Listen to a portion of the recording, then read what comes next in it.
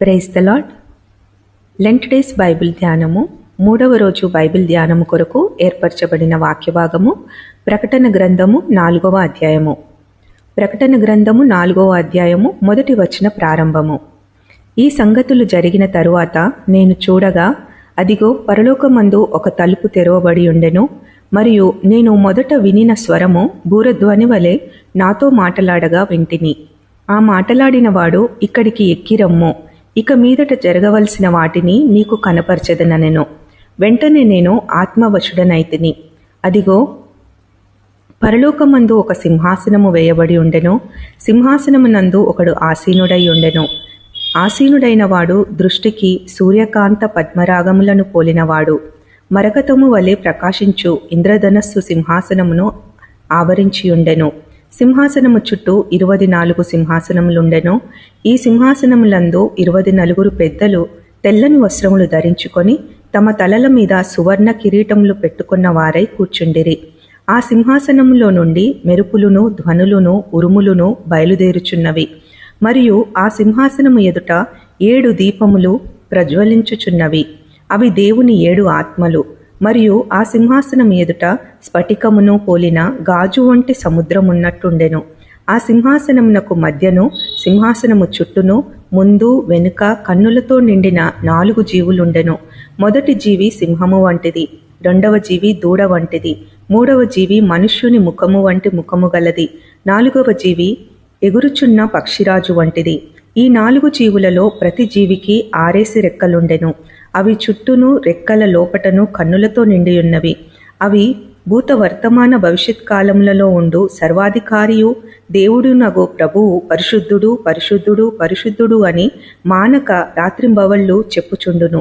ఆ సింహాసనమునందు ఆసీనుడయుండి యుగయుగములు జీవించుచున్న వానికి మహిమయు ఘనతయు కృతజ్ఞతాస్థుతులను కలుగునుగాకని ఆ జీవులు కీర్తించుచుండగా, ఆ 24 పెద్దలు సింహాసనమందు ఆసీనుడయ్యున్న వాని ఎదుట సాగిలపడి యుగయుగములు జీవించుచున్న వానికి నమస్కారము చేయుచు, ప్రభువా మా దేవా, నీవు సమస్తమును సృష్టించితివి.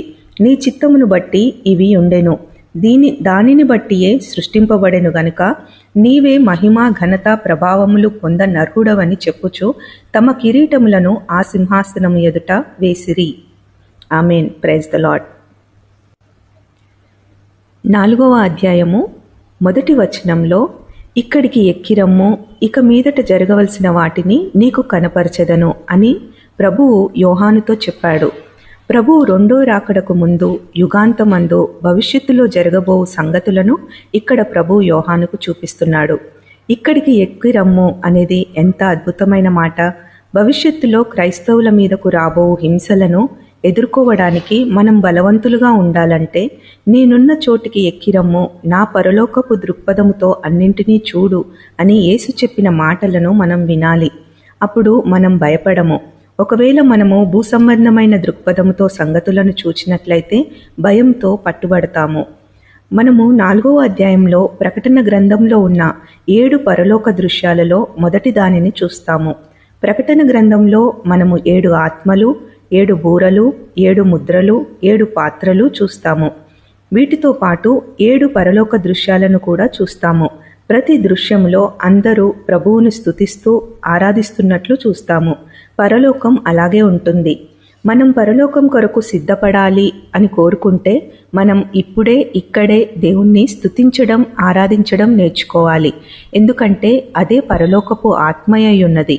సర్వశక్తిమంతుడైన దేవుడు తన సింహాసనంపై ఆసీనుడై ఉన్నాడు.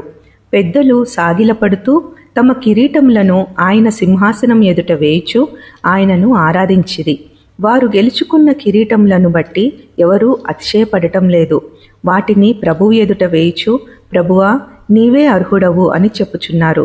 భూమి మీద తాము చేసిన నమ్మకమైన పరిచర్యను బట్టి దైవజనులు దేవుని నుండి ప్రతిఫలమును పొందినప్పుడు వారిలో ప్రతి ఒక్కరూ, ప్రభువా ఈ కిరీటము నా తలపై ఉండకూడదు, ఎందుకంటే అది నీకు చెందినది. నీ కొరకు జీవించుటకు, నీకు పరిచర్య చేయుటకు నాకు కృపనిచ్చినది నీవే. నీకున్న కోట్లాది దాసులలో నేనొకడిని అంతే అని చెప్తారు. భూమి మీద కూడా ప్రతి నిజమైన దైవజనుడు ఇదే వైఖరిని కలిగి ఉంటాడు. మనలో ప్రతి ఒక్కరూ కూడా భూమి మీద అయినా పరలోకంలో అయినా చేయవలసింది ఒకే పని.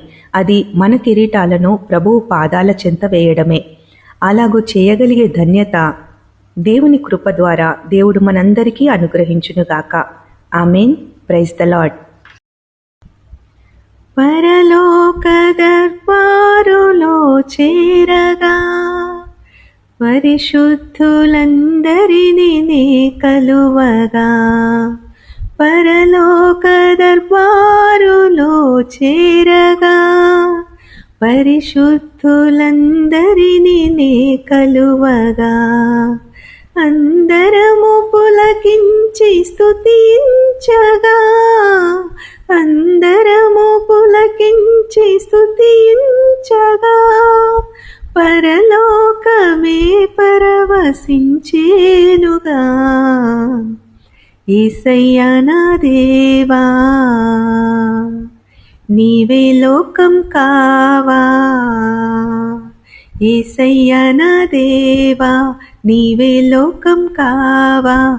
గుండెల్లో నీవూసే నిత్యం నిలిచేను, నా గుండెల్లో నీ ధ్యాసే నిండిపోయేను. యేసయ్యా నా దేవా. హల్లెలూయా.